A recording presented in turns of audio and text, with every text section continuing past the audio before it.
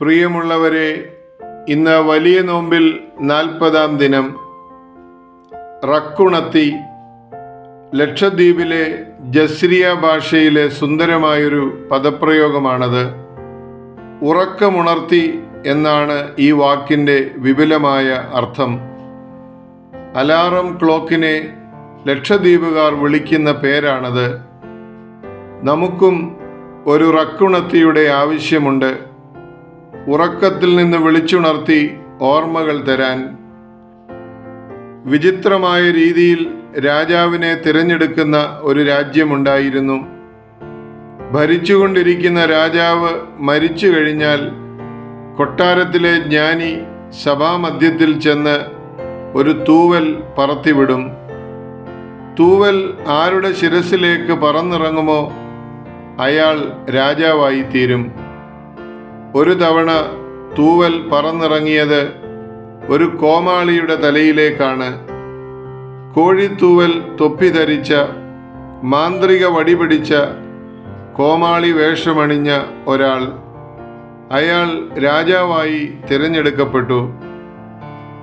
ആദ്യം തന്നെ അയാൾ ചെയ്തത് ഒരു ചെറിയ മുറി പണി കഴിപ്പിക്കുകയാണ്. അതിൽ ഒരാൾ വലിപ്പത്തിൽ ഒരു കണ്ണാടിയും സ്ഥാപിച്ചു. സിംഹാസനത്തിൽ ഇരിക്കും മുമ്പ് ഓരോ ദിവസവും പഴയ കോമാളി വേഷം ധരിച്ച് കോഴിത്തൂവൽ തൊപ്പിയണിഞ്ഞ് അയാൾ കണ്ണാടിക്ക് മുൻപിൽ നിൽക്കും. പിന്നെ ഇങ്ങനെ പ്രാർത്ഥിക്കും: ദൈവമേ, ഞാൻ വെറും കോമാളിയായിരുന്നു, ഒന്നുമല്ലാത്തവൻ, ഒന്നുമില്ലാത്തവൻ. എല്ലാം നിന്റെ ദാനമായിരുന്നു. ദാനബോധത്തോടെ മാത്രം പ്രവർത്തിക്കാൻ ഇന്ന് എന്നെ സഹായിക്കണമേ.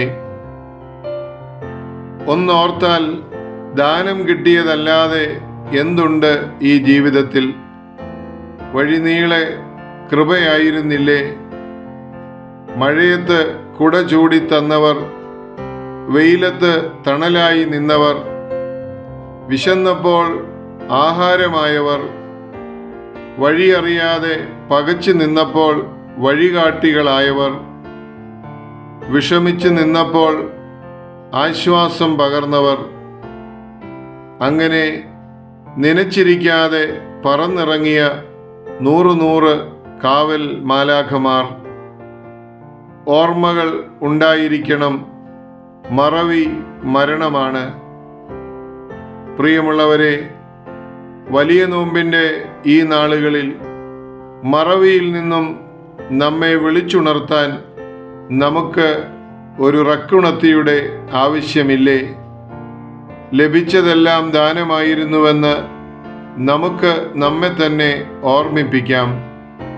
ആ ഓർമ്മകൾ നമ്മെ കൂടുതൽ വിനയാന്വിതരും വിവേകികളും ആക്കിത്തീർക്കും. ഈ ചെറുധ്യാനം അതിനായി നമ്മെ സഹായിക്കട്ടെ. സസ്നേഹം, ഈപ്പനച്ചൻ.